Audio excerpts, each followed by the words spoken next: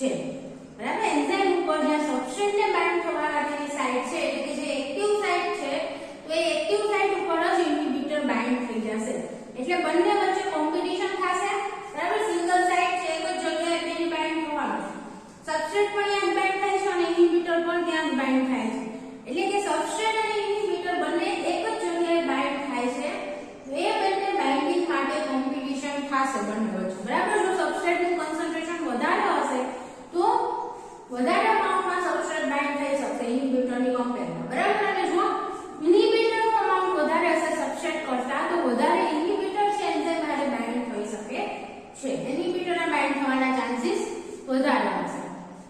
સો બંને સબસ્ટ્રેટ અને ઇન્હિબિટર બંને એક જ સાઇટ ઉપર બાઇન્ડ થવા માટે કોમ્પિટિશન કરે છે, એના લીધે એને કોમ્પિટિટિવ ઇન્હિબિટર કહેવામાં આવે છે, બરાબર. કોમ્પિટિટિવ ઇન્હિબિટર એટલે શું?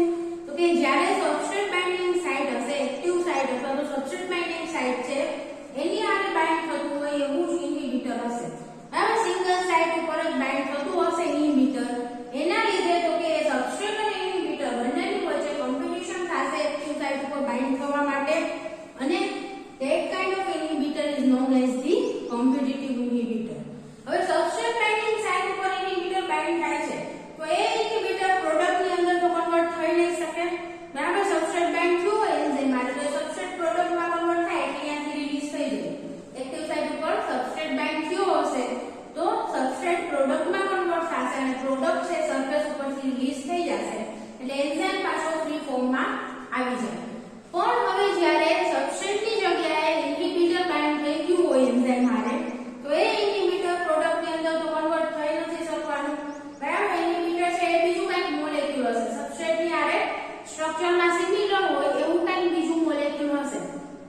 સો સબસ્ટ્રેટ બાઇન્ડ થતું હતું ત્યાં જ ઇન્હિબિટર પણ બાઇન્ડ થઈ શકે કેમ કે સબસ્ટ્રેટની હારે સ્ટ્રક્ચરલી થોડું ઘણું સિમિલર હશે.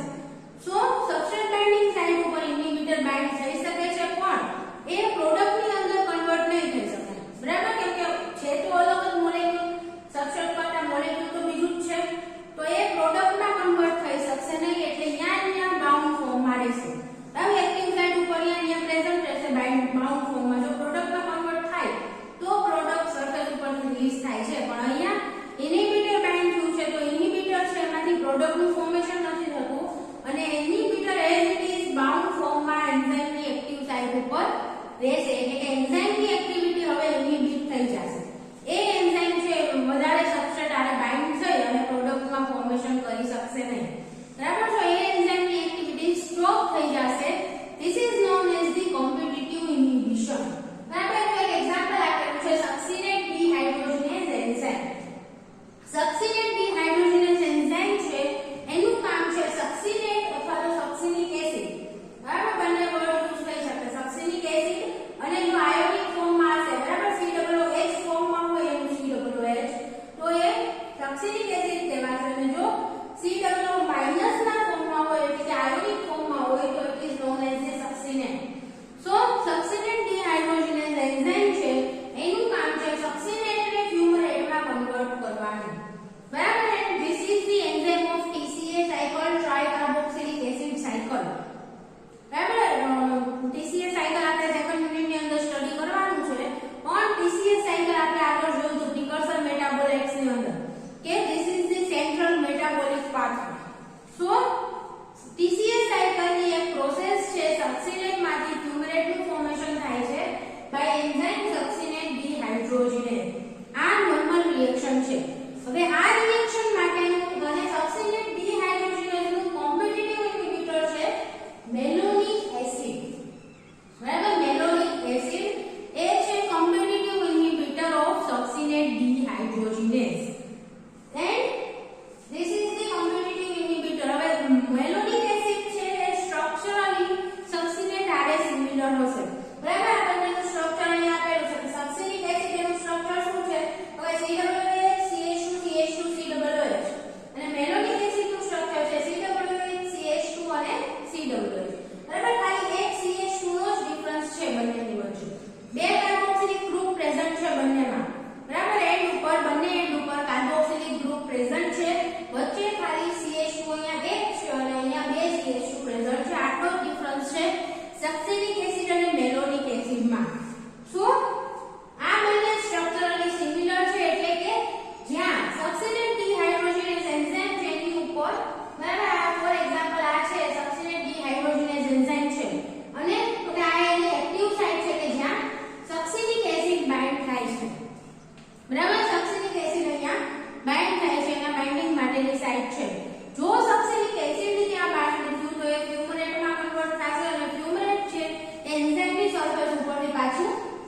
થઈ જશે બરાબર તો સલ્ફ્યુરિક એસિડ જો બાઇન્ડ થયું તો એની પ્રોડક્ટ ફોર્મેશન થશે પણ જો મેલોનિક એસિડ અહીંયા બાઇન્ડ થઈ ગયું સલ્ફ્યુરિક એસિડની જગ્યાએ બરાબર મેલોનિક એસિડ એ ઇન્હિબિટર છે એન્ઝાઇમ માટેનું મેલોનિક એસિડ અહીંયા બાઇન્ડ થઈ જશે એટલે સ્ટ્રક્ચરમાં સિમિલર છે બરાબર સ્ટ્રક્ચરમાં સિમિલર છે તો એની જગ્યાએ બાઇન્ડ થઈ શકે છે પણ મેલોનિક એસિડ છે એમાંથી પ્રોડક્ટ ફોર્મેશન થશે નહીં બરાબર મેલોનિક એસિડ બાઇન્ડ થઈ શકશે પણ એમાંથી કાંઈ પ્રોડક્ટ ફોર્મેશન થશે નહીં એટલે એઝ ઇટ ઇઝ અહીંયા એન્ઝાઇમની હારે બાઉન્ડ ફોર્મમાં જ રહેશે અને જ્યાં સુધી એન્ઝાઇમની હારે આ મેલોનિક એસિડ બાઇન્ડ થયેલું હશે ત્યાં સુધી સલ્ફ્યુરિક એસિડ પણ એની હારે બાઇન્ડ થઈ શકશે નહીં બરાબર બીજું સબસ્ટ્રેટ નવા એની હારે બાઇન્ડ નહીં થઈ શકે અને આ એન્ઝાઇમની એક્ટિવિટી છે એ સ્ટોપ થઈ જશે so this is known as the competitive inhibition અને કોમ્પિટિટિવ ઇન્હિબિટર્સ છે જનરલી સ્ટ્રક્ચરલી રિઝેમ્બલન્સ ધરાવતા હોય બરાબર એટલે કે કોમ્પિટિટિવ ઇન્હિબિટર્સ છે એ સ્ટ્રક્ચરલી સબસ્ટ્રેટ આરે સિમિલર હોય છે તો સ્ટ્રક્ચરમાં સિમિલર હોય એના લીધે એ સબસ્ટ્રેટની જગ્યાએ બાઇન્ડ થઈ શકે છે okay so this is the example of the competitive inhibitors now the competitive inhibitors are important in the treatment of many microbial diseases ઘણા બધા માઇક્રોબિયલ ડિસીઝ છે કે જેના ટ્રીટમેન્ટ માટે કોમ્પિટિટિવ ઇન્હિબિટર્સ નો યુઝ થાય છે તો આ કોમ્પિટિટિવ ઇન્હિબિટર્સ છે એનો યુઝ આપણે માઇક્રોબિયલ ડિસીઝ ના ટ્રીટમેન્ટ માટે કરી શકીએ છીએ કે માઇક્રો ઓર્ગેનિઝમ્સ ને કિલ કરવા માટે કોમ્પિટિટિવ ઇન્હિબિટર્સ નો યુઝ કરી શકાય છે એનું મોસ્ટ કોમન એક એક્ઝામ્પલ આપેલું છે સલ્ફાર ડ્રગ હવે સલ્ફાર ડ્રગ એટલે શું તો કે સલ્ફાર ડ્રગ નું એક એક્ઝામ્પલ છે સલ્ફાનિલેમાઇડ કે જેની પાસે સલ્ફા ગ્રુપ પ્રેઝન્ટ હોય એવી ડ્રગ્સ એનું એક્ઝામ્પલ છે સલ્ફાનિલેમાઇડ બરાબર so this is the one type of the competitive inhibitor microorganisms ને કિલ કરવા માટે સલ્ફાર ડ્રગ નો યુઝ થાય છે એટલે કે માઇક્રોબિયલ ડિસીઝ ના ટ્રીટમેન્ટ માટે સલ્ફાર ડ્રગ નો યુઝ થાય છે અથવા તો સલ્ફાનિલેમાઇડ છે એનો યુઝ થાય છે માઇક્રોબિયલ ડિસીઝ ને ટ્રીટ કરવા માટે હવે કઈ રીતે સલ્ફાનિલેમાઇડ વર્ક કરશે તો કે it resembles the para amino benzoate બરાબર માઇક્રોઓર્ગેનિઝમ્સ ની અંદર para amino benzoate generally present હોય છે અને એનું કામ છે formation of coenzyme folic acid બરાબર ફોલિક એસિડ ના ફોર્મેશન માટે પેરા અમાઇનો બેન્ઝોએટ નો યુઝ થાય છે કે પેરા અમાઇનો બેન્ઝોએટ છે એમાંથી ફોલિક એસિડ નું સિન્થેસિસ થશે હવે તો સલ્ફાર ડ્રગ જે આપણે વાત થઈ હતી બરાબર સલ્ફાનિલેમાઇડ એ સ્ટ્રક્ચરલી પેરા અમાઇનો બેન્ઝોએટ સાથે સિમિલર છે સલ્ફાનિલેમાઇડ છે એ સ્ટ્રક્ચરલી પેરા અમાઇનો બેન્ઝોએટ સાથે સિમિલર છે સો પેરા અમાઇનો બેન્ઝોએટ માટેનો જે એન્ઝાઇમ હશે બરાબર પેરા અમાઇનો બેન્ઝોએટ માંથી આપણે ફોલિક એસિડ બનાવવું છે તો એની વચ્ચે એન્ઝાઇમ આવતો હશે તો પેરા અમાઇનો બેન્ઝોએટ માટેનો જે એન્ઝાઇમ છે કે જ્યાં પેરા અમાઇનો બેન્ઝોએટ બાઇન્ડ થાય છે એની જગ્યાએ સલ્ફાનિલેમાઇડ બાઇન્ડ થઈ જશે બરાબર અહીંયા જેમ આપણે ડિસ્કસ કર્યું એમ કે સબસ્ટ્રેટની જગ્યાએ મેલોનિક એસિડ બાઇન્ડ થઈ જતું એવી જ રીતે જ્યાં પેરા અમાઇનો બેન્ઝોએટ ને જે એન્ઝાઇમ સાથે બાઇન્ડ થતું હશે એ એન્ઝાઇમ સાથે સલ્ફાનિલેમાઇડ બાઇન્ડ થઈ જશે અને એ એન્ઝાઇમની એક્ટિવિટી છે એને ઇન્હિબિટ કરી દે છે so this drugs blocks the production of the folic acid એન્ઝાઇમની એક્ટિવિટી ઇન્હિબિટ થઈ જશે એટલે કે પેરા અમાઇનો બેન્ઝોએટ એની હારે બાઇન્ડ નહીં થઈ શકે સલ્ફાનિલેમાઇડ એન્ઝાઇમ હારે બાઇન્ડ થઈ જશે એટલે પેરા અમાઇનો બેન્ઝોએટ તેની સાથે બાઇન્ડ થઈ શકશે નહીં અને એના લીધે ફોલિક એસિડનું વધારે ફોર્મેશન થશે નહીં સો જ્યારે આપણે માઇક્રોઓર્ગેનિઝમ્સની અંદર સલ્ફાનિલેમાઇડ ડ્રગથી ટ્રીટમેન્ટ આપીએ છીએ માઇક્રોઓર્ગેનિઝમને સલ્ફાનિલેમાઇડથી ટ્રીટ કરશું તો એની અંદર શું થશે કે ફોલિક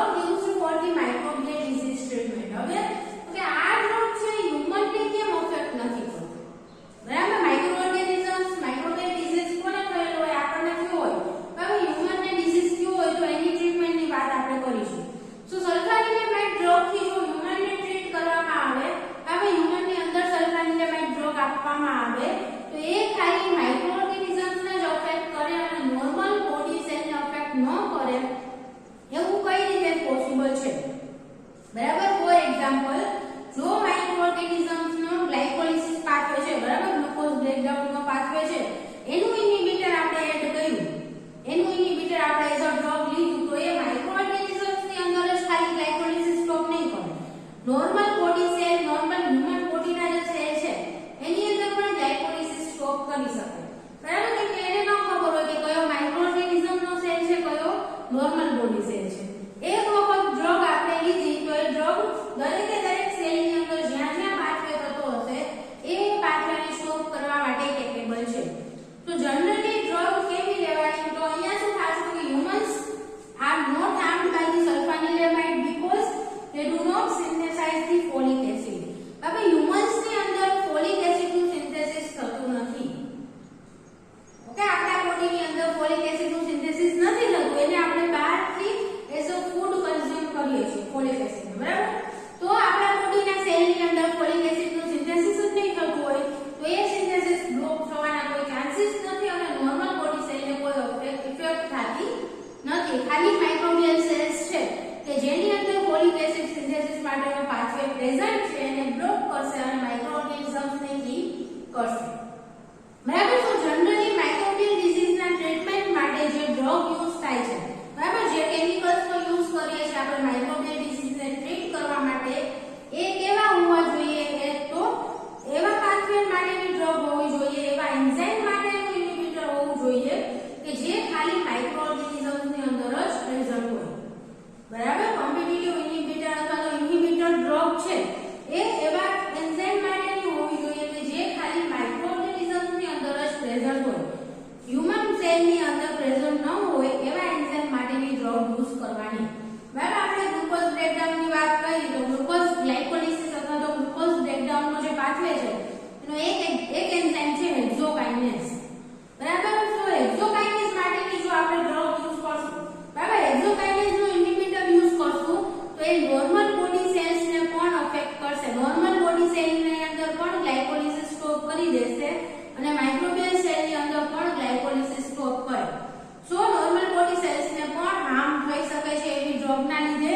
સો ડ્રગ હંમેશા ઇન્હિબિટર ડ્રગ છે એવી યુઝ કરવાની કે જે માઇક્રો ઓર્ગેનિઝમ્સની અંદર પ્રેઝન્ટ હોય અને જે એન્ઝાઇમ છે માઇક્રો ઓર્ગેનિઝમની અંદર પ્રેઝન્ટ હોય, નોર્મલ હ્યુમન બોડી સેલની અંદર પ્રેઝન્ટ ન હોય એવા એન્ઝાઇમ માટેની ઇન્હિબિટર ડ્રગ યુઝ કરવામાં આવે છે. ક્લિયર? તો સલ્ફાઇડ ડ્રગ છે હ્યુમનને અફેક્ટ નહીં કરે કેમ કે ફોલિક એસિડ સિન્થેસિસ હ્યુમનની અંદર નથી થતું, ખાલી માઇક્રો ઓર્ગેનિઝમ્સની અંદર જ જોવા મળે છે. So this was the competitive inhibitors કે જે સબસ્ટ્રેટ બાઇન્ડિંગ સાઇટ ઉપર જ બાઇન્ડ થાય છે અને સબસ્ટ્રેટની હારે કોમ્પિટિશન કરશે બાઇન્ડ થવા માટે. Now the second type of the inhibitors are the non-competitive inhibitors. હવે non-competitive inhibitors એટલે શું? કે સબસ્ટ્રેટની હારે કોમ્પિટિશન કરશે નહીં, એની બાઇન્ડિંગ સાઇટ કંઈક બીજી જ હશે, બરાબર? સબસ્ટ્રેટ બાઇન્ડિંગ સાઇટ છે પર્ટિક્યુલર એજ સાઇટ પર બાઇન્ડ નહીં થાય પણ એની બાઇન્ડિંગ સાઇટ કોઈક બીજી હશે. ફોર એક્ઝામ્પલ આ એન્ઝાઇમ છે, now this is the active site, બરાબર? આ સબસ્ટ્રેટ બાઇન્ડિંગ માટેની સાઇટ છે તો અહીંયા સબસ્ટ્રેટ બાઇન્ડ થાય છે. હવે કોમ્પિટિટિવ ઇન્હિબિટર હશે તો એ સેમ અહીંયા substrate binding site active site ઉપર જ બાઇન્ડ થતું હોય, પણ નોન કોમ્પિટિટિવ ઇન્હિબિટર છે શું કરશે? તો કે એન્ઝાઇમ ઉપર કોઈ બીજી સાઇટ ઉપર જ બાઇન્ડ થશે, બરાબર? અહીંયા બીજે ક્યાંક જ નોન કોમ્પિટિટિવ ઇન્હિબિટર બાઇન્ડ થતું હોય કે એક્ટિવ સાઇટ સિવાયની કોઈ પણ જગ્યાએ નોન કોમ્પિટિટિવ ઇન્હિબિટર બાઇન્ડ થાય છે. અને આ કઈ રીતે ઇન્હિબિટ કરશે? તો કે અહીંયા ઇન્હિબિટરનું બાઇન્ડિંગ થયું એના લીધે એન્ઝાઇમના સ્ટ્રક્ચરમાં ચેન્જીસ આવે છે.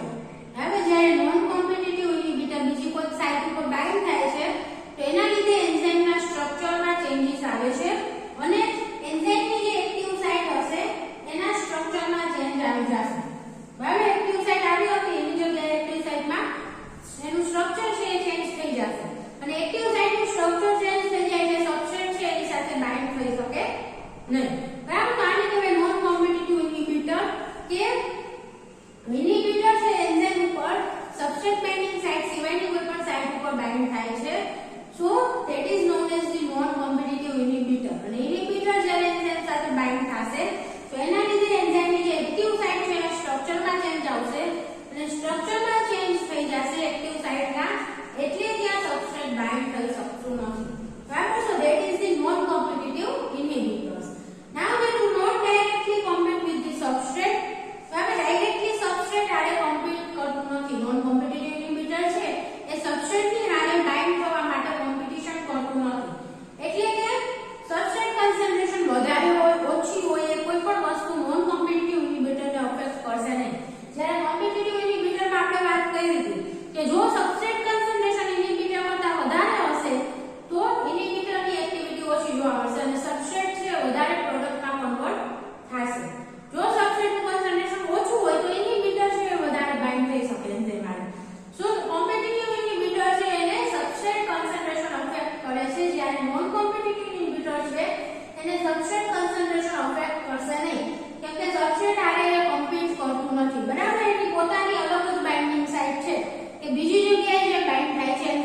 અંદર અને એની એક્ટિવ સાઇટમાં જ ચેન્જીસ આવી જાય છે તો સબસ્ટ્રેટ કોન્સન્ટ્રેશન ગમે તેટલી વધારે હોય તો પણ એ એક્ટિવ સાઇટ સાથે બાઇન્ડ થઈ શકશે નહીં કેમ કે એનું સ્ટ્રક્ચર ચેન્જ થઈ ગયું છે અને જો બાઇન્ડિંગ થાય તો પણ એ પ્રોડક્ટમાં કન્વર્ટ ન થઈ શકે બરાબર એન્ઝાઇમની એક્ટિવ સાઇટમાં ચેન્જીસ આવી જાય છે નોન કોમ્પિટિટિવ ઇન્હિબિટરના લીધે અને જો આ ઇન્હિબિટર પાછું રિલીઝ થઈ જાય તો પાછું એની એક્ટિવ સાઇટ છે એઝ ઇટ ઇઝ આવી જાય બરાબર એઝ ઇટ ઇઝ એનું સ્ટ્રક્ચર પહેલા એવું થઈ શકે છે કે આ રિવર્સિબલ ઇન્હિબિશન છે જો આપણે નોન કોમ્પિટિટિવ ઇન્હિબિટરને રિલીઝ કરી નાખ્યો યા એન્ઝાઇમમાંથી રિલીઝ થઈ જશે તો પાછું એઝ ઇટ ઇઝ જે એક્ટિવ સાઇટનું સ્ટ્રક્ચર હતું એવું આવી જશે અને એનું સ્ટ્રક્ચર છે પાછું આવું થઈ જાય એટલે સબસ્ટ્રેટ એની આને બાઇન્ડ થઈ શકે બરાબર તો આ રિવર્સિબલ ઇન્હિબિશન પણ આને કહી શકાય નો એક્ઝામ્પલ છે heavy metal poisons like mercury બરાબર હેવી મેટલ જે પોઈઝન તરીકે યુઝ થાય છે તો હેવી મેટલ છે એ નોન કોમ્પિટિટિવ ઇન્હિબિટર છે હવે હેવી મેટલ એન્ઝાઇમ ઉપર કોઈ બીજી સાઇટ ઉપર બાઇન્ડ થશે અને હેવી મેટલ છે એનું એક્ટિવ સાઇટમાં ચેન્જીસ કરી શકે છે બરાબર અહીંયા હેવી મેટલ બાઇન્ડ થયું આ હેવી મેટલ બાઇન્ડ થશે એટલે સબસ્ટ્રેટ બાઇન્ડિંગ સાઇટમાં ચેન્જીસ આવી જશે અને એના લીધે ઓકે એન્ઝાઇમની એક્ટિવિટી છે ડિક્રીઝ થઈ જાય છે સો નોન કોમ્પિટિટિવ ઇન્હિબિટરનો એક્ઝામ્પલ છે heavy metal poisons like mercury as a non competitive inhibitor use થાય છે clear so this are the two types of the enzyme inhibition competitive inhibition and non-competitive inhibition. Now the next point is the nature and significance of metabolic regulation. બરાબર metabolic regulation કઈ રીતે થાય છે અને એનું શું સિગ્નિફિકન્સ છે એના વિશે આપણે અહીંયા ડિસ્કસ કરીશું. સો metabolic regulation કેમ જરૂરી છે? metabolic regulation એટલે શું? તો કે ઘણા બધી metabolic pathways સેલની અંદર શરૂ હોય છે. બરાબર એટ અ ટાઈમ અત્યારે આપણે જોઈએ તો આપણા બોડીના સેલની અંદર પણ ઘણા બધા metabolic pathways શરૂ હશે. અમુક કેટાબોલિઝમ માટેના પાથવે શરૂ હશે એટલે કે બ્રેકડાઉનના બરાબર carbohydrate breakdown protein breakdown fatty acid breakdown બધાના બ્રેકડાઉનના પાથવે શરૂ હોય અથવા તો એનાબોલિક પાથવેઝ પણ આ શરૂ હશે. એનાબોલિક પાથવે એટલે શું તો કે કોઈ કાર્બોહાઈડ્રેટનું સિન્થેસિસ કરવું છે કોઈ એમિનો એસિડનું સિન્થેસિસ કરવું છે તો એ બધાના સિન્થેસિસ માટેના પાથવે પણ એટ અ ટાઈમ શરૂ હશે. ઘણા એન્ઝાઇમ સિન્થેસિસ માટેના પાથવે શરૂ હોય પછી તો કે ઘણા એવી રીતના ઘણા બધા પાથવેઝ ઘણા બધા મેટાબોલિક પાથવેઝ એક સાથે શરૂ હોય છે સેલની અંદર. તો આ બધા પાથવે છે એનું રેગ્યુલેશન થવું જરૂરી છે. જો રેગ્યુલેટ ન થાય તો એક સાથે બધા પાથવે શરૂ હોય તો ઘણી બધી એનર્જી છે વેસ્ટ થઈ શકે. બરાબર એટલે કે જે પાથવેની જરૂર હોય એ પાથવે સેલની અંદર ચાલુ રહે જે પાથવેની રિક્વાયરમેન્ટ નથી એટ અ ટાઈમ તો એ પાથવેને સ્ટોપ કરી દેવાનું. બરાબર આ રીતના મેટાબોલિક રેગ્યુલેશન કરવામાં આવે છે એટલે એક સાથે બધા પાથવે શરૂ ન રહે.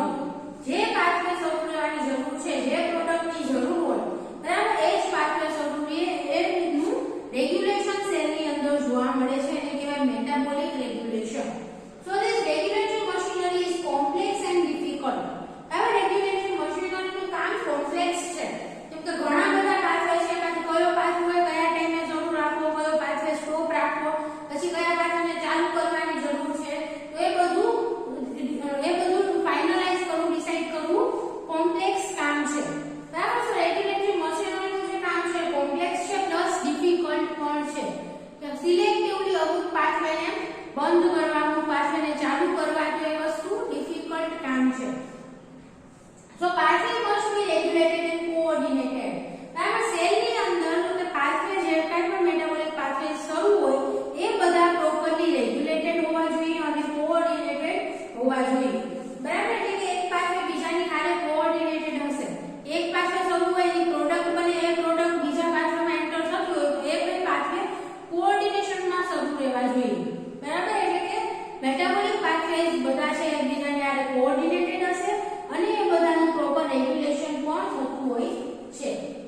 સો all the cell components present in the correct amount. બરાબર મેટાબોલિક પાથવેઝનું કોઓર્ડિનેશન અને એનું રેગ્યુલેશન કેમ જરૂરી છે તો કે જે સેલ્યુલર કોમ્પોનેન્ટ્સ બધા છે એ પ્રોપર અમાઉન્ટમાં રહી શકે સેલની અંદર એના માટે. હવે સેલની અંદર સેલ્યુલર કોમ્પોનેન્ટ એટલે કે જે કંઈ પણ કાર્બોહાઈડ્રેટનું અમાઉન્ટ જોતું હોય પ્રોટીનનું અમાઉન્ટ જોતું હોય એ બધું પ્રોપર રેગ્યુલેટેડ અમાઉન્ટમાં રહી શકે એના માટે બધા જ પાથવેઝનું રેગ્યુલેશન અને કોઓર્ડિનેશન જરૂરી છે. બરાબર એટલે બધા જ સેલ્યુલર કમ્પોનન્ટ છે કરેક્ટ અમાઉન્ટમાં સેલની અંદર પ્રેઝન્ટ હશે. So microbes must respond to the effectively to the environmental changes. હવે માઇક્રોઓર્ગેનિઝમ્સ છે આપણે અહીંયા માઇક્રોઓર્ગેનિઝમ્સ ની વાત કરીએ છીએ બરાબર. તો માઇક્રોઓર્ગેનિઝમ્સ એન્વાયરમેન્ટલ ચેન્જીસ સાથે રિસ્પોન્ડ કરવા જરૂરી છે બરાબર. એન્વાયરમેન્ટલ ચેન્જીસ એટલે કેવા કે જો એક ન્યુટ્રિયન્ટ પ્રેઝન્ટ હોય બરાબર, ફોર એક્ઝામ્પલ ગ્લુકોઝ પ્રેઝન્ટ છે તો એ માઇક્રોઓર્ગેનિઝમ ની અંદર ગ્લુકોઝ બ્રેકડાઉન માટેનો પાથવે ચાલુ રહેવો જોઈએ બરાબર. એવી જ રીતે ગ્લુકોઝ ની બદલે બીજું કોઈ ન્યુટ્રિયન્ટ આપવામાં આવે તો એ બીજા ન્યુટ્રિયન્ટ માટેના બ્રેકડાઉન માટેનો પાથવે શરૂ થઈ જશે માઇક્રોઓર્ગેનિઝમ્સ ની અંદર અને ગ્લુકોઝના બ્રેકડાઉનનો પાથવે સ્ટોપ થઈ જશે બરાબર. એટલે આ રીતના મેટાબોલિક રેગ્યુલેશન માઇક્રોઓર્ગેનિઝમ ની અંદર થતું હોય અને એન્વાયરમેન્ટલ ચેન્જીસ સાથે કે માઇક્રોઓર્ગેનિઝમ્સ ની અંદર મેટાબોલિક પાથવેઝમાં પણ રેગ્યુલેશન જોવા મળે છે. જે એન્વાયરમેન્ટલ કન્ડિશન હોય બરાબર, જે મીડિયામાં ન્યુટ્રિયન્ટ્સ પ્રેઝન્ટ હોય એ ન્યુટ્રિયન્ટ્સના બ્રેકડાઉન માટેના પાથવેઝ માઇક્રોઓર્ગેનિઝમ ની અંદર ચાલુ રહેશે અને જે ન્યુટ્રિયન્ટ પ્રેઝન્ટ નથી એના બ્રેકડાઉનનો પાથવે શરૂ રહેશે નહીં. So microbes environmental conditionમાં કઈ રીતે રિસ્પોન્ડ કરે by switching between the different catabolic pathways બરાબર. એટલે કે જે ન્યુટ્રિયન્ટ પ્રેઝન્ટ છે એ ન્યુટ્રિયન્ટના બ્રેકડાઉન માટેનો પાથવે શરૂ રહેશે અને જે ન્યુટ્રિયન્ટ પ્રેઝન્ટ નથી એના બ્રેકડાઉનનો પાથવે બંધ હશે. હવે જો ન્યુટ્રિયન્ટ કમ્પોઝિશન આપણે ચેન્જ કરી મીડિયાના બરાબર, એક ન્યુટ્રિયન્ટની જગ્યાએ બીજું ન્યુટ્રિયન્ટ એડ કરી તો કે જે પહેલું ન્યુટ્રિયન્ટ છે એના બ્રેકડાઉનનો પાથવે બંધ થઈ જશે અને બીજું ન્યુટ્રિયન્ટ પાછળ આપણે એડ કર્યું એ ન્યુટ્રિયન્ટના બ્રેકડાઉનનો પાથવે સ્ટાર્ટ થઈ જશે. એટલે કે જે ન્યુટ્રિયન્ટ મીડિયાની અંદર જે કમ્પોનન્ટ પ્રેઝન્ટ છે એનર્જી સોર્સ તરીકે એના બ્રેકડાઉનનો પાથવે સ્ટાર્ટ થશે અને જૂનો પાથવે હશે તો એ સ્ટોપ થઈ જશે. એટલે કે અલગ અલગ કેટાબોલિક પાથવેઝની વચ્ચે ચેન્જ કરી શકે છે, સ્વિચ કરી શકે છે બરાબર. કે જે પ્રેઝન્ટ છે ન્યુટ્રિયન્ટ એનો પાથવે ઓન કરે અને જે ન્યુટ્રિયન્ટ પ્રેઝન્ટ નથી તો એનો પાથવે ઓફ કરી શકે બરાબર. So microbes must synthesize the unavailable components. હવે મીડિયાની અંદર આપણે અમુક કમ્પોઝિશન એડ કરેલું હોય બરાબર. આપણે માઇક્રોઓર્ગેનિઝમ્સ ને લેબની અંદર મીડિયામાં ગ્રો કરતા હોય પેટી પ્લેટની અંદર અથવા તો બ્રોથની અંદર ગ્રો કરતા હોય તો એ મીડિયાની અંદર જેટલા કમ્પોનન્ટ પ્રેઝન્ટ છે એટલા કમ્પોનન્ટના સિન્થેસિસના પાથવેઝ ચાલુ નહીં હોય માઇક્રોઓર્ગેનિઝમમાં બરાબર. પણ અમુક કમ્પોનન્ટ એવા હશે કે જે માઇક્રોઓર્ગેનિઝમને મીડિયામાંથી મળતા નથી. અમુક અમાઇનો એસિડ એવા હશે કે જે મીડિયામાં પ્રેઝન્ટ ન હોય તો એના સિન્થેસિસનો પાથવે માઇક્રોઓર્ગેનિઝમને ચાલુ કરવો પડશે કે એવા કમ્પોનન્ટનું સિન્થેસિસ કરવું પડે છે. એટલે કે જે અનઅવેલેબલ કમ્પોનન્ટ્સ હોય કે જે માઇક્રોઓર્ગેનિઝમના ગ્રોથ માટે જરૂરી છે પણ આપણે જે મીડિયા પ્રોવાઇડ કર્યું છે એની અંદર પ્રેઝન્ટ નથી તો એવા અનઅવેલેબલ કમ્પોનન્ટ છે એ માઇક્રોઓર્ગેનિઝમની અંદર સિન્થેસાઇઝ થશે અને એના સિન્થેસિસ માટેનો પાથવે છે એ સ્ટાર્ટ થશે. So regulatory processes are dynamic and continuously responding. બરાબર, continuously regulatory process છે ચાલુ હશે continuously બરાબર. એક મિનિટે continuously regulatory process ચાલુ હોય એટલે કે મીડિયામાં જો આપણે જરાક પણ ચેન્જ કર્યું તો ઇન્સ્ટન્ટલી પાથવે અલગ થઈ જશે બરાબર. એક ન્યુટ્રિયન્ટ છે એની જગ્યાએ મીડિયામાં બીજું એડ કર્યું તો ઇન્સ્ટન્ટલી જે પહેલા ન્યુટ્રિયન્ટનો પાથવે હતો એ બંધ થઈ જાય, બીજું ન્યુટ્રિયન્ટ એડ કર્યું તો એના બ્રેકડાઉનનો પાથવે સ્ટાર્ટ થઈ જાય. એટલે ઇન્સ્ટન્ટલી રિસ્પોન્ડિંગ હશે રેગ્યુલેટરી પ્રોસેસ અને ઇટ ઇઝ ડાયનેમિક. ડાયનેમિક એટલે કે કન્ટિન્યુઅસલી ચાલુ હોય બરાબર. Now regulation is essential to conserve the energy, material and maintain the metabolic balance. Regulation ની જરૂર કેમ પડે છે? મેટાબોલિક રેગ્યુલેશન નું ઇમ્પોર્ટન્સ શું છે? તો કે કન્ઝર્વ એનર્જી. પહેલી વસ્તુ શું? એનર્જી કન્ઝર્વ કરવા માટે બરાબર. જો ખોટા પાથવે ચાલુ જોઈએ જરૂર વગરના તો એનર્જી છે એ પાથવેમાં વપરાતી જોઈએ બરાબર. તો એનર્જી છે એનો વેસ્ટ થાય એટલે કે એનર્જી કન્ઝર્વ કરવા માટે મેટાબોલિક રેગ્યુલેશન જરૂરી છે એનર્જી બચાવવા માટે. બીજું મટીરીયલ પણ વેસ્ટ થશે બરાબર. ખોટું ફોર એક્ઝામ્પલ અમાઇનો એસિડની જરૂર નથી આપણા બોડીમાં તો પણ એનું સિન્થેસિસ થઈ રાખે તો એમાં એનર્જી એટલું વપરાશે અને બીજું કમ્પોનન્ટ પણ વપરાશે મટીરીયલ બરાબર. કે જે સ્ટાર્ટિંગ મટીરીયલમાંથી અમાઇનો એસિડનું સિન્થેસિસ થાય છે તો સ્ટાર્ટિંગ મટીરીયલનો પણ વેસ્ટ થશે. એટલે કે એનર્જી અને મટીરીયલ બંનેને બચાવવા માટે બંનેનું કન્ઝર્વેશન કરવા માટે મેટાબોલિક રેગ્યુલેશન જરૂરી છે. બીજી વસ્તુ શું છે? તો બેટુ મેન્ટેન ધી મેટાબોલિક બેલેન્સ. હવે સેલની અંદર મેટાબોલિક બેલેન્સ મેન્ટેન રાખવા માટે પણ તો કે આ જરૂરી છે મેટાબોલિક રેગ્યુલેશન. કે એક અમુક પાથવે છે એકબીજાની હારે કનેક્ટેડ હોય તો એક પાથવે સ્ટાર્ટ હોય તો બીજો પાથવે સ્ટાર્ટ કરવો જરૂરી છે તો એ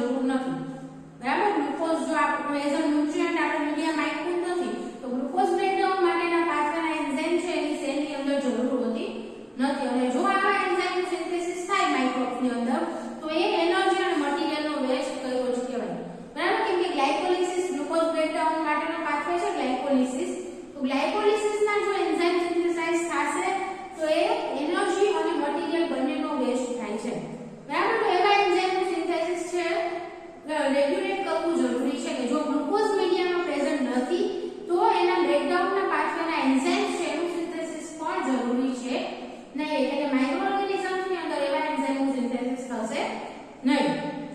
એવી જ રીતે એના બધી પ્રોસેસ છે.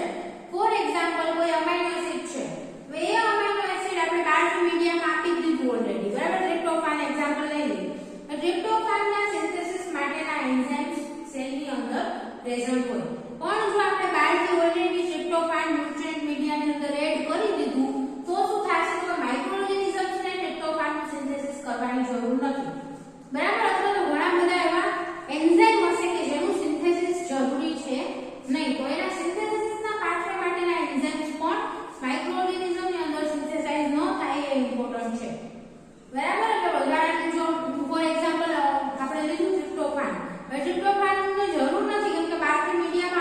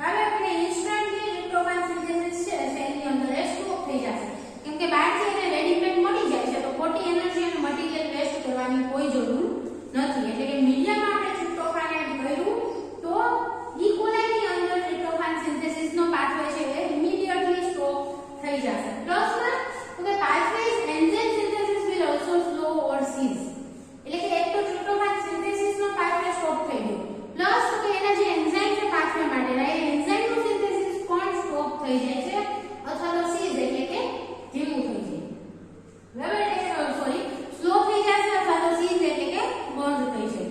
સો જો ટ્રિપ્ટોફાન આપણે મીડિયાની અંદર એડ કરી તો ઈ કોલાઈની અંદર ટ્રિપ્ટોફાન સિન્થેસિસ માટેનો પાથવે છે એ પણ સ્ટોપ થઈ જશે અને એ પાથવેના જે એન્ઝાઇમ્સ છે બધા એ એન્ઝાઇમનું સિન્થેસિસ પણ સ્ટોપ થઈ જાય છે, એટલે કે મેક્સિમમ સેલ ટ્રાય કરશે એનર્જી કન્ઝર્વ કરવાની, મટીરીયલ કન્ઝર્વ કરવાની.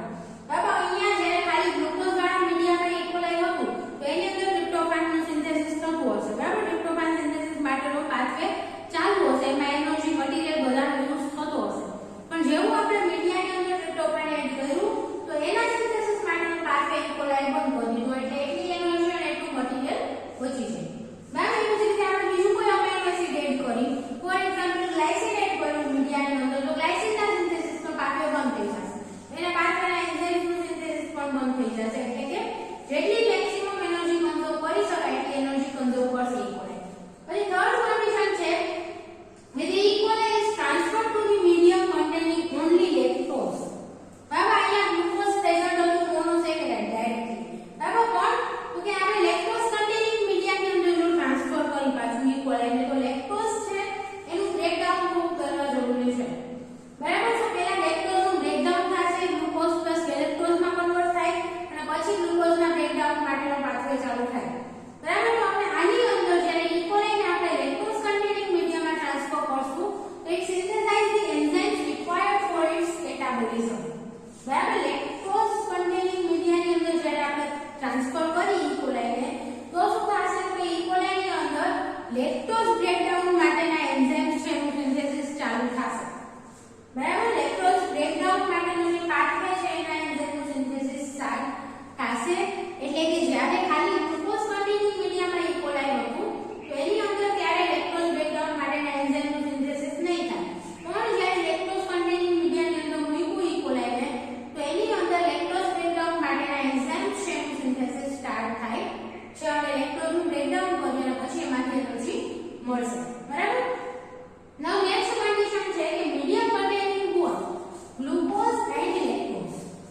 હવે એક એવી કન્ડિશનમાં આપણે E. coli ને નાખ્યું કે આ ગ્લુકોઝ અને લેક્ટોઝ બંને પ્રેઝન્ટ છે તો શું કરશે તો કે E. coli શું કરશે, પહેલા ગ્લુકોઝનો યુઝ કરશે, જે ઈઝી પડે એનો યુઝ કરે, બરાબર. આપણી પાસે એક બાજુ લોટ હોય એક બાજુ રોટલી તૈયાર કરેલી પડી હોય તો આપણે ખાવા માટે શું યુઝ કરી, રોટલી ડાયરેક્ટલી લઈ લઈએ, બરાબર. લોટમાંથી લોટ બાંધી રોટલી બનાવી પછી ખાય એવું ન કરે, એટલે કે જે વસ્તુ આપણી પાસે રેડીમેડ અવેલેબલ છે તો એને રેડીમેડ જ લઈ લે છે, બરાબર. E. coli પણ એવું જ કરશે, એની પાસે જો મીડિયાની અંદર ગ્લુકોઝ પ્રેઝન્ટ હશે ત્યાં સુધી એ ગ્લુકોઝનો જ યુઝ કરશે, જો ગ્લુકોઝ પ્રેઝન્ટ નથી અથવા તો ગ્લુકોઝ પતી ગયો પછી એ લેક્ટોઝનો યુઝ કરવાનું સ્ટાર્ટ કરશે, કેમ કે લેક્ટોઝનો યુઝ કરશે એટલે કે પહેલા લેક્ટોઝનું બ્રેકડાઉન કરવું પડશે, એમાં એનર્જી વપરાય, બરાબર. લેક્ટોઝ બ્રેકડાઉન માટેના એન્ઝાઇમ બનાવવા માટે એનર્જી વપરાશે, તો લેક્ટોઝનું બ્રેકડાઉન થાય ગ્લુકોઝ પ્લસ ગેલેક્ટોઝમાં પછી એ ગ્લુકોઝ યુઝ કરી શકાય, પણ જ્યાં સુધી મીડિયાની અંદર ગ્લુકોઝ પ્રેઝન્ટ હશે ત્યાં સુધી E. coli છે એઝ અ એનર્જી સોર્સ કોનો યુઝ કરશે, ગ્લુકોઝનો.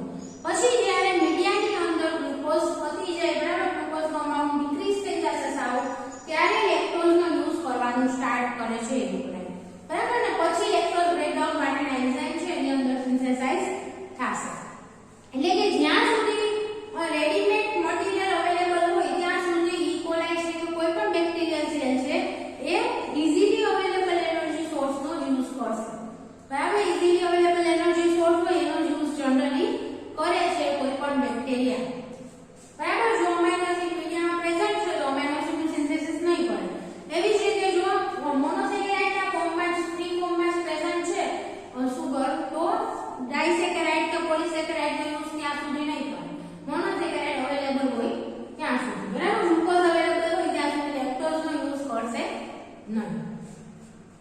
સો ધીસ આર ધી કન્ડિશન્સ કે આ રીતના મેટાબોલિક રેગ્યુલેશન થતું હોય, બરાબર. માઇક્રો ઓર્ગેનિઝમ્સ છે કે કોઈ પણ સેલ છે એ મેક્સિમમ એફિશિયન્સીથી વર્ક કરવા માટે એની અંદર મેટાબોલિક રેગ્યુલેશન થતું હોય કે જે એનર્જી છે મિનિમમ એનર્જીનો યુઝ થાય એ રીતના વર્ક કરે છે કોઈ પણ બેક્ટેરિયલ સેલ, બરાબર. Now next is flow of carbon through a pathway may be regulated, બરાબર. એટલે કે કયા પાથવેમાંથી કાર્બનનો ફ્લો થશે એ પણ રેગ્યુલેટેડ હશે.